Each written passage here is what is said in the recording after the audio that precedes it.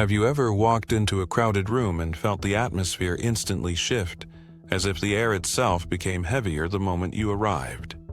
You haven't said a word, you haven't made a scene, yet you can feel the eyes on you. It is a specific type of tension, a mix of curiosity, intimidation, and an inexplicable dislike coming from people you have never even met. For years, you may have internalized this. You might have asked yourself, is there something wrong with me? Why do I struggle to blend in? Why does my mere presence seem to offend people who don't even know my name? If you have ever felt this isolation, let me tell you the truth that society tries to hide from you. There's absolutely nothing wrong with you. In fact, your alienation is the greatest indicator of your power. You are not a defect in the system, you are a threat to it. We are going to dismantle the psychology behind why normal people, those deeply asleep in the matrix of social expectations, are subconsciously triggered by a Sigma male or a truly authentic individual. By the end of this video, you will understand that their hatred is not rejection. It is fear. The first and perhaps most potent trigger is your absolute refusal to participate in the theater of fake happiness. Look around you. Modern social interaction is built on a foundation of performance.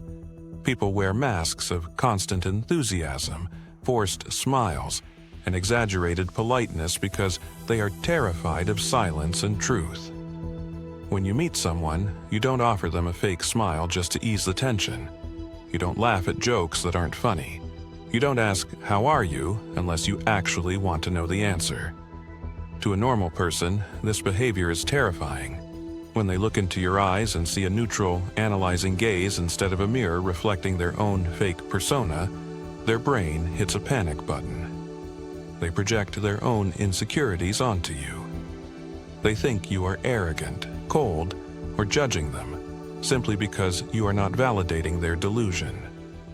You represent a splash of cold water on a sleeping face, and nobody likes to be woken up.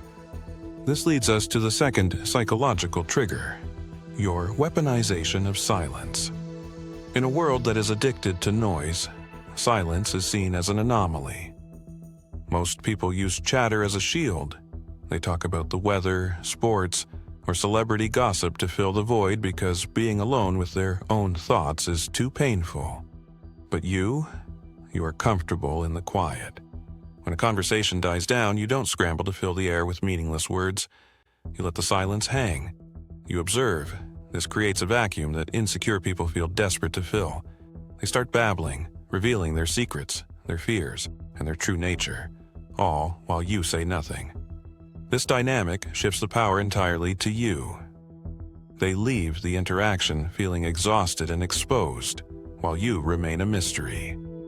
They resent you because your silence forces them to listen to the noise in their own heads, and that is a sound they have spent their whole lives trying to drown out. Furthermore, your self-sufficiency is deeply offensive to the herd mentality. Humans are tribal creatures by evolution. We are wired to seek safety in groups.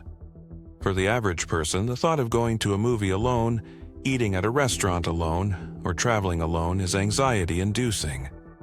They need a pack to validate their existence. When they see you walking your own path, unbothered, independent, and capable, it triggers a primal envy. They cannot understand how you survive without the external validation that they crave like oxygen. Your independence holds up a mirror to their codependency. It shows them that their reliance on others is a weakness, not a virtue.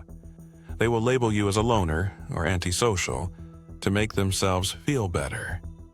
But deep down, they wish they had just a fraction of your courage to stand alone. Another major reason you trigger people is your lack of worship for authority and status. Society is a giant hierarchy game. People are obsessed with job titles, brand names, expensive cars, and social climbing. They kiss the ring of anyone they perceive as above them and kick down at anyone below them.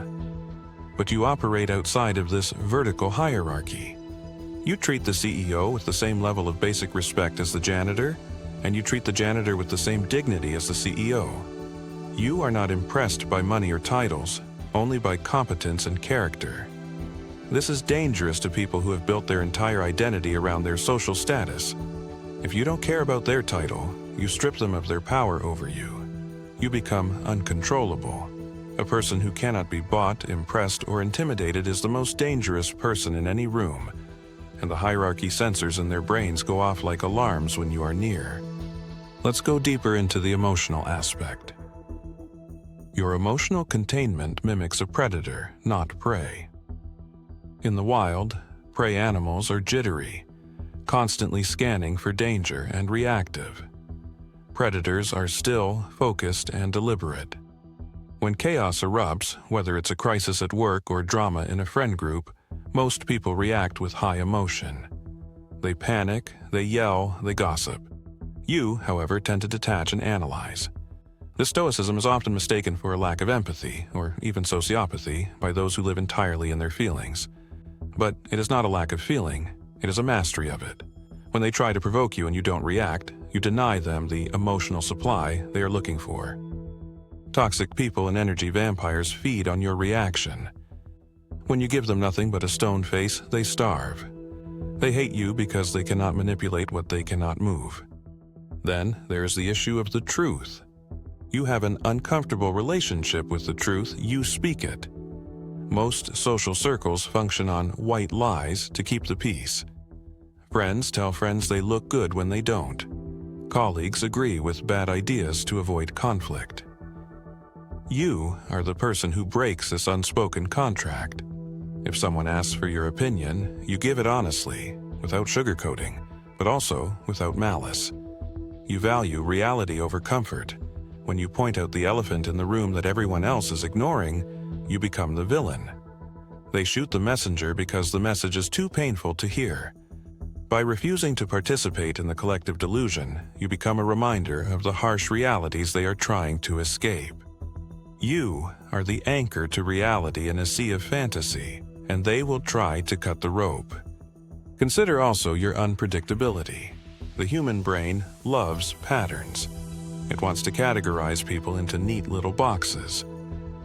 He is the funny guy. She is the smart one. He is the quiet one. But a sigma, or high-value authentic male, is often a paradox.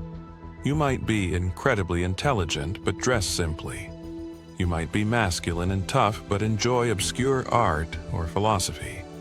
You might be quiet today but command the room tomorrow. You cannot be easily labeled, and this unpredictability makes people anxious. They can't figure out your next move because they cannot predict you, they cannot control you. And because they cannot control you, they view you as a latent threat. They keep their distance not because you have done something wrong, but because they don't know what you are capable of. As we move toward the end of this analysis, we must address the concept of the mirror effect. Everything we have discussed boils down to this: you are a mirror. When a fake person stands in front of you, they don't see you. They see a reflection of their own suppressed shadows. Your discipline reminds them of their laziness. Your silence reminds them of their stupid speech. Your autonomy reminds them of their servitude. They are not fighting you. They are fighting the parts of themselves that they hate, which you have unwittingly highlighted. You are the catalyst for their internal conflict. It is easier for them to villainize you than to do the hard work of self-reflection and change. So, what should you do with this information? How do you navigate a world that is secretly hostile to your existence? The answer is not to dim your light. Do not try to become more like them to fit in. If you shrink yourself to make them comfortable, you kill the potential within you. Instead, lean into the trigger. Understand that the friction you feel with the world is a sign that you are moving in the right direction. You are the protagonist of your own life, not a background character in theirs.